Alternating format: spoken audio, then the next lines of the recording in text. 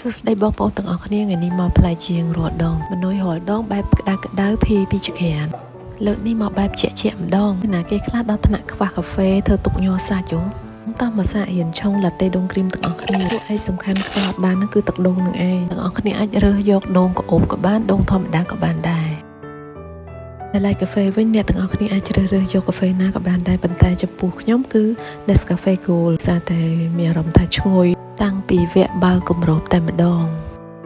ខ្ញុំក៏បានលាយជាមួយទឹកដោះគោខាប់បន្តិចដោយសារតែដូងរបស់ខ្ញុំជាដូងធម្មតាមិនសូវផ្អែមរួចធ្វើការចាក់ទឹកដោះគោស្រស់ចូលបន្តិចនិងធ្វើការកូរច្បុកច្បល់គ្នាសិនច្បុកច្បល់ទឹកកាហ្វេបានហើយហាមច្បុកច្បល់ជីវិតលេងទេអ្នកទាំងអស់គ្នារួចខ្ញុំបន្តធ្វើការវាយល្បាយដោយប្រើម៉ាស៊ីនរហូតដល់ឡើងជាហ្វូមគ្រីមទើបធ្វើការចាក់ល្បាយនោះទៅលើទឹកដូងជាការស្រេចចាអរគុណសម្រាប់ការទស្សនាវីដេអូ